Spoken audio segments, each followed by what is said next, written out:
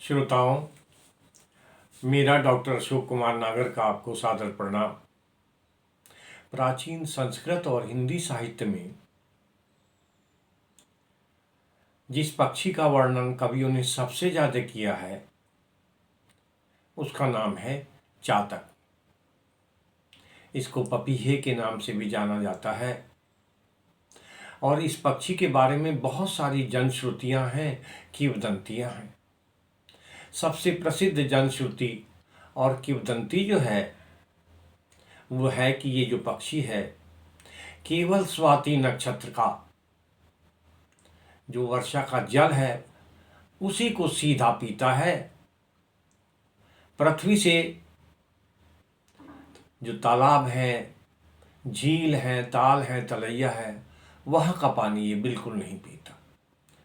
स्वाति नक्षत्र में मेघों का पानी जो सीधे इसके चोंच में गिरता है उसी को ये पीता है और वर्ष भर बादल की ओर देखता रहता है, चोंच ऊपर कर, और पीऊँ पीऊँ की रट लगाए रहता है।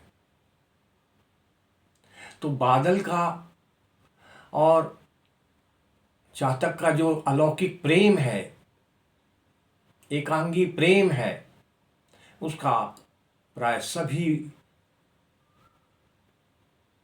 प्रसिद्ध कवियों ने वर्णन किया है। आज मैं आपको गोस्वामी तुलसीदास द्वारा रचित दोहावली से उन्होंने तुलसीदास जी ने जो मेघ और चातक के प्रेम के बारे में दोहे लिखे हैं, बड़े सुंदर दोहे हैं, उनके बारे में बताऊंगा। श्रोताओं, चातक पक्षी जो है ये आंशिक रूप से एक प्रवासी पक्षी है जो दक्षिणी अफ्रीका के सहारा क्षेत्र से और अफ्रीका से भारत में आता है मानसून के प्रारंभ होने पर, और उत्तराखंड में, राजस्थान में काफ़ी मात्रा में देखा जाता है। ये जो है वर्षा ऋतु का अग्रदूत है, हार्बिंजर ऑफ रेन्स है। किसानों को जब ये अपनी आवाज़ बोलता है पीऊ पीऊ की आवाज़ में, तो पता चल जाता है कि भाई अब वर्षा ऋतु प्रारंभ होने वाली है। लगभग 15 इंच लंबा ये जो पक्षी है काले रंग का, और इसकी गर्दन और पेट के भाग सफ़ेद होते हैं और पंखों पर भी सफ़ेद पैचेज होते हैं। कोयल परिवार का है, जैकोबिन कुकू के नाम से अंग्रेजी में इसको बोलते हैं। ये कोयल परिवार का पक्षी है और बहुत मधुर आवाज़ में पीऊ पीऊ करता रहता है और वर्ष भर बादल को देखता रहता है। कोयल की तरह इसके बारे में भी कहा जाता है कि ये जो अपने अंडे हैं इसकी मादा वो अपने आप नहीं सेती, दूसरों के पक्षियों के घोंसलों में अंडे डाल देती है। वो पक्षी इसके अंडों को सेते हैं और जब बच्चे निकल आते हैं तो ये वहाँ से उनको ले आती है, फिर ये उनको उड़ना सिखाती है।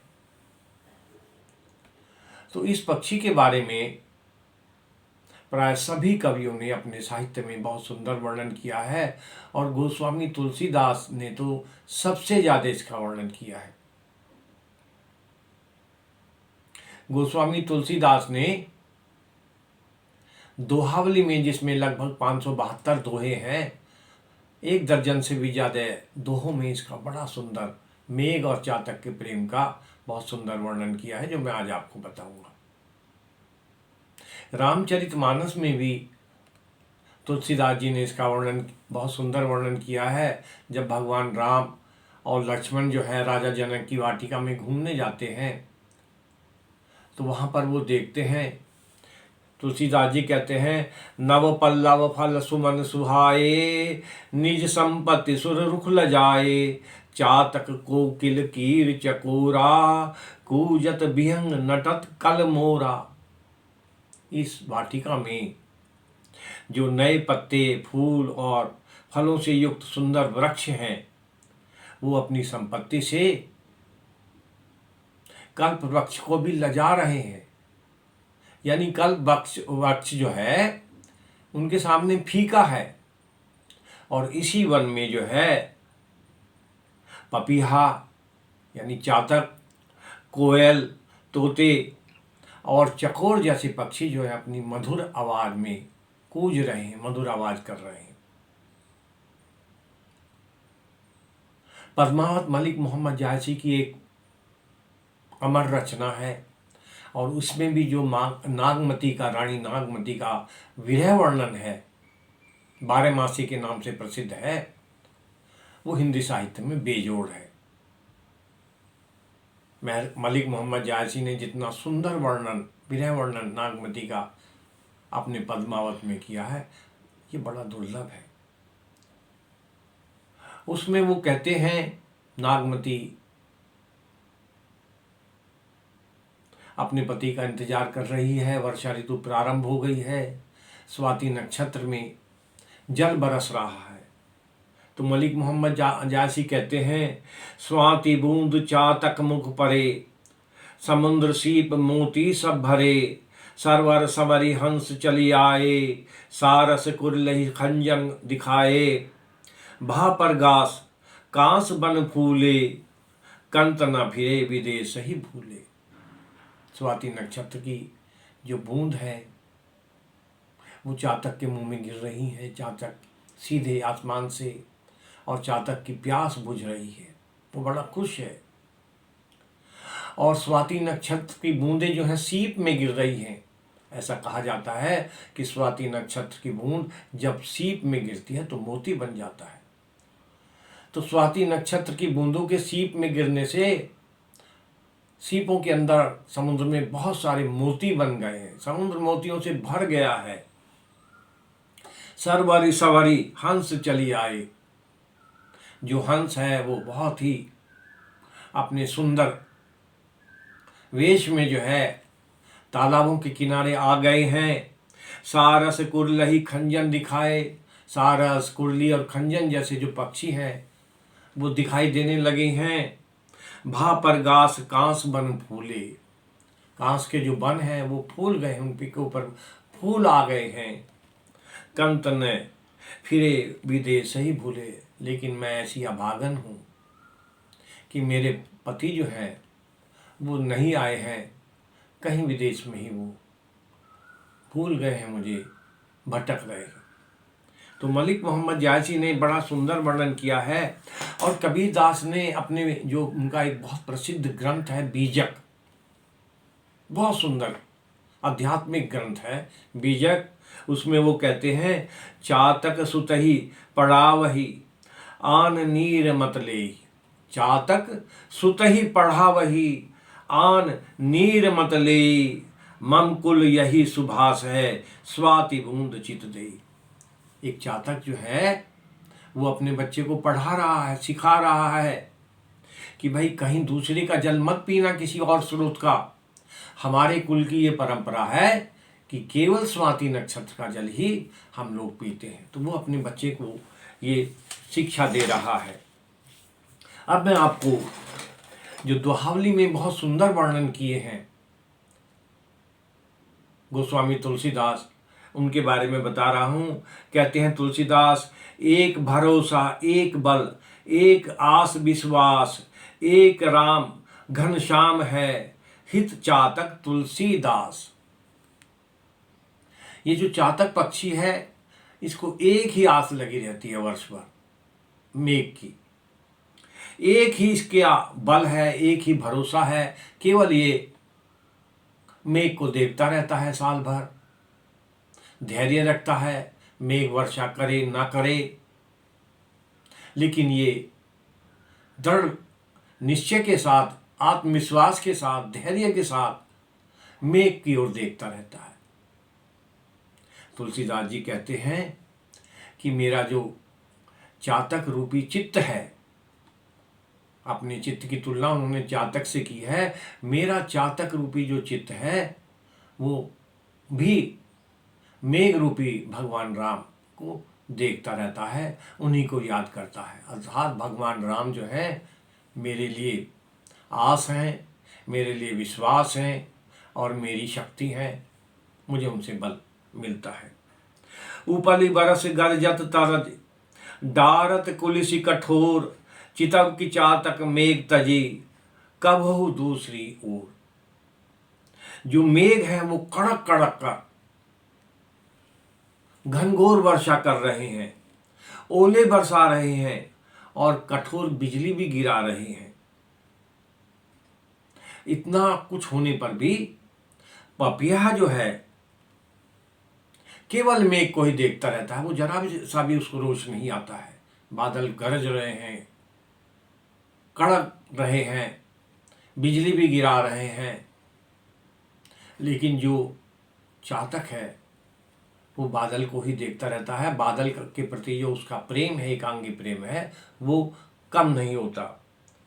पनी पाहन दामनी गरज झरी जखोर खरी खीज, रोशन प्रीतम दोष लखी तुलसी रागही खीज।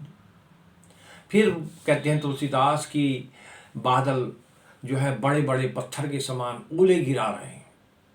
जो ओले हैं वो बड़े बड़े पत्थर के समान है, ब्रज के समान ओले गिरा रहे हैं। बिजली चमक रही है और कड़क कड़क कर वर्षा कर रहे हैं और आंधी के झकोरे देकर, बहुत तेज आंधी भी चल रही है, अपना रोष प्रकट कर रहे हैं। लेकिन ये जो चातक है अपने प्रेमी के इस रोष से जरा सा भी नहीं चिंतित होता और प्रसन्न होता है। इसका अनुराग और बढ़ता है बादलों के प्रति। ये दोष नहीं देखता, ये बिल्कुल नहीं घबराता ओलों से, बिजली से, आंधी से। जो मेघ कर रहे हैं इसका प्रेम बिल्कुल नहीं कम होता और उन पर रीझ जाता है। यानी इसके जो प्रेम है बादल के प्रति और बढ़ जाता है। मान राखिबो मांगिबो पियसो नित नव नेहु, तुलसी तीनों तब फबे जो चातक मत लेहु। तुलसीदास जी कहते हैं कि आत्मसम्मान की, अपने आत्मसम्मान की भी रक्षा करना और साथ साथ मांगना भी है। कहते हैं कि जब कोई मांगता है तो उसका आत्मसम्मान चला जाता है, लेकिन तुलसीदास जी कहते हैं अपने आत्मसम्मान की रक्षा करना, मांगना और फिर अपने प्रियतम का जो प्रेम है नित्य नवीन बढ़ना, यानी प्रेम और बढ़ता जाता है। ये तीनों बातें शोभा तभी देती है जब कोई व्यक्ति चातक के मत का अनुसरण करता है। यानी चातक अपने आत्मसम्मान की भी रक्षा करता है, मांगता भी है, याचना भी करता है मेघ से, और इसका जो मेघ के प्रति प्रेम है वो और दिन पे दिन बढ़ता जाता है। तो तुलसीदास जी कहते हैं ये तीन बातें यदि किसी को सीखनी हो तो चातक से सीखिए। तुलसी चातक ही फबे मान राखिबो प्रेम, वक्र बूंद लखी स्वात ही निधर निवाहत नेम। तुलसीदास जी कहते हैं कि जितना आत्मस्वाभिमान चातक में है उतना और किसी पक्षी में नहीं है। कभी कभी ऐसा होता है कि बादलों की और मेघ की जो बूंदें हैं वो तिरछी गिरने लगती हैं, लेकिन ये जो चातक पक्षी है ये अपनी चोंच को बिल्कुल सीधा रखता है आसमान की ओर। चाहे उनके ऊपर एक बूंद पानी गिरे ना गिरे, लेकिन आत्मसम्मान को कम नहीं करता है, अर्थात अपनी चोंच को तिरछा नहीं करता। ये चाहे तो चोंच को तिरछा कर दे और सारा पानी इसकी चोंच में या मुंह में आ जाए, लेकिन नहीं, चोंच को तिरछा नहीं करता है, अपनी चोंच को बिल्कुल सीधा रखता है, अपने आत्मसम्मान को कम नहीं होने देता है और उसको निभाता है। क्योंकि इसका ये विचार है कि यदि मैं अपनी चोंच को तिरछा करूँगा तो मेरा आत्मसम्मान जो है वो कम रह जाएगा। भले ही ये प्यासा रह जाए लेकिन अपनी चोंच को टेढ़ा नहीं करता। और साफ कहता है कि भाई अपने प्रेमी से, मेघ से, कि भाई यदि तुम्हें देना है मुझे, वास्तव में मुझे मेरी प्यास बुझानी है तो सीधी वर्षा करो। ये जो आप तिरछी वर्षा कर रहे हैं इसको मैं अपनी चोंच नीची करके, तिरछी करके ग्रहण नहीं करूँगा। इतना आत्मसम्मान है। तुलसी चातक मांगनो एक एक घनी दानी, देत जो भू बाझन बरत लेत ही घूंघट पानी। तुलसीदास जी कहते हैं कि चातक एक अद्वितीय यूनिक मांगने वाला है और बादल भी एक यूनिक देने वाला है। बादल वर्ष में इतनी वर्षा करते हैं कि सारे ताल तलैये झील सरोवर सब भर जाते हैं, लेकिन चातक तो एक घूंट पानी ही पीता है स्वाति नक्षत्र का। चातक जो है साल में केवल वर्ष स्वाति नक्षत्र का कुछ ही बूंदे पानी ये ग्रहण करता है। तीन ही लोग तिहु काल जस चातक ही के बात, तुलसी जासुन दीनता सुनी दूसरे नाथ। तुलसीदास जी कहते हैं कि तीनों लोकों में और तीनों कालों में कीर्ति तो केवल अनन्य प्रेमी चातक की है। यानी चातक का जो मेघ के प्रति प्रेम है वो तीनों लोकों में तीनों कालों में यूनिक है, अद्भुत है। और ऐसी जो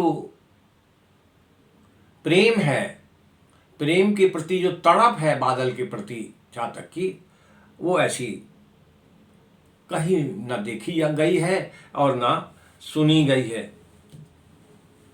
प्रीति पपीहा पैद की प्रकट भई नई पहचानी, जाचक जगत कनाउड़ो कियो कनौड़ो दानी। पपीहा और मेघ के प्रेम का परिचय प्रत्यक्ष ही नए ढंग का है। याचक मांगता है तो वो ऋणी हो जाता है। प्राय देखा गया है कि जब कोई आदमी किसी से मांगता है तो वो उसका ऋणी हो जाता है, लेकिन नहीं, चातक ने अपने आत्मसम्मान से, अपने धैर्य से, अपने गुणों से उल्टे बादल को ही अपना ऋणी बना दिया है। यानी मांगने वाला चातक है, देने वाला मेघ है, लेकिन ऋणी कौन है? ऋणी चातक नहीं है। इसने अपने आत्मसम्मान, धैर्य और अनन्य प्रेम से बादल को ही, मेघ को ही अपना ऋणी बना दिया है।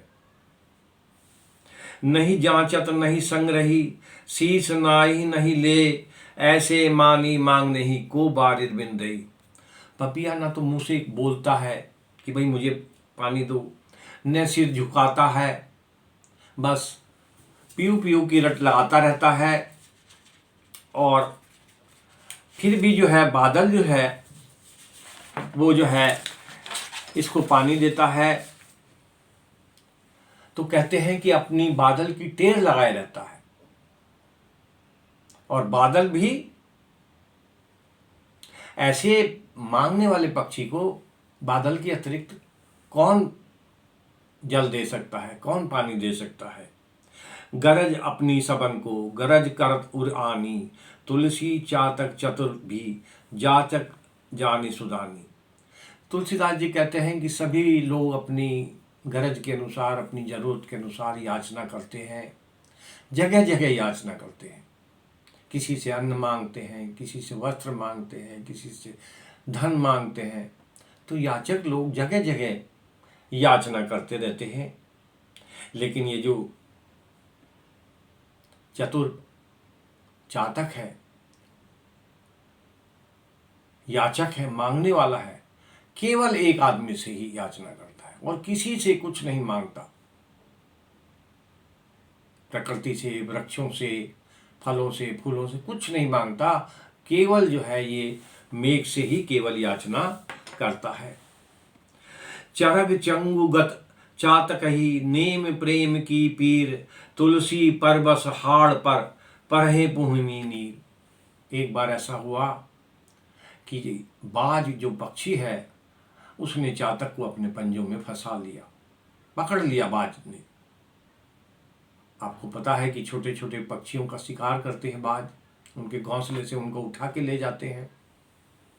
तो ऐसे ही एक बार बाज ने झपट्टा मारकर इसको, चातक को, अपने पंजों में फंसा लिया।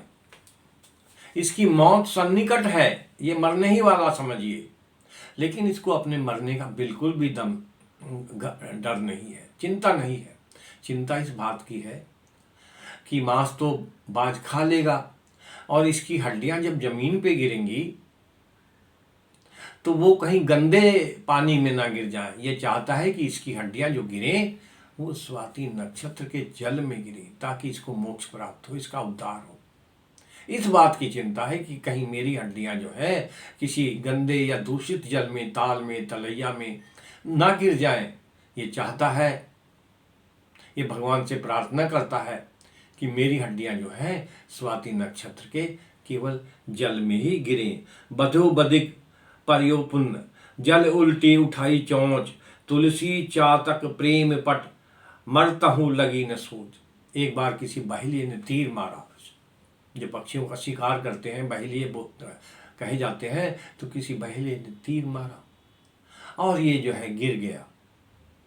कहाँ गिरा? गंगा के जल में। लेकिन इसने सबसे पहला काम क्या किया? बड़े आश्चर्य की बात है कि सबसे पहले इसने अपनी चोंच बंद की और ऊपर को उठा लिया। किस लिए?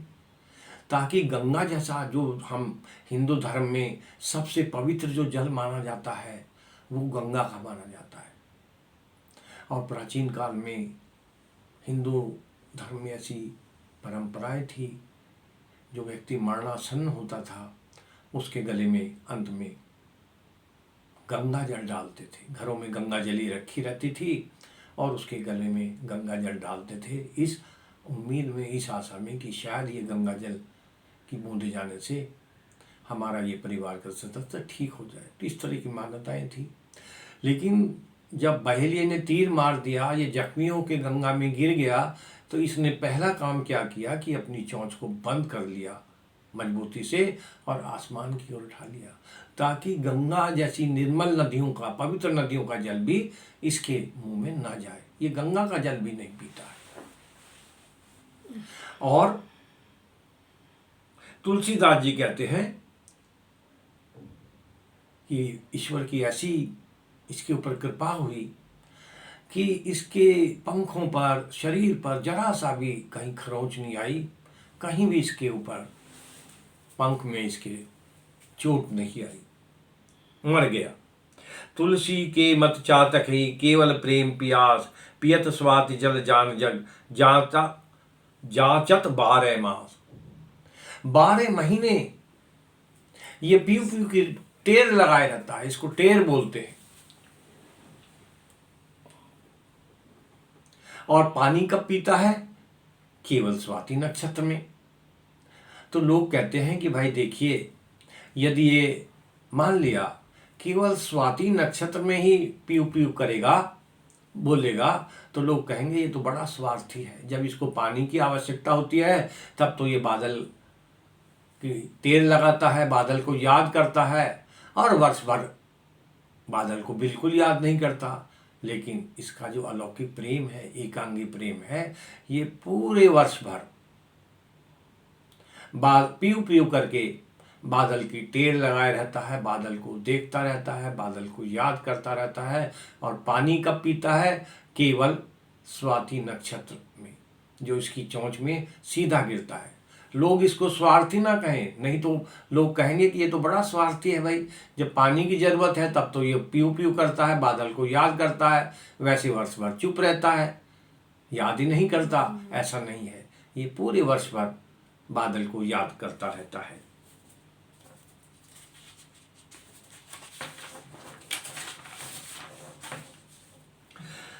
उष्ण काल अरु देखिन, मग पंथी तन कख, चातक बतिया न रुचि, अन जल सोचे रुक।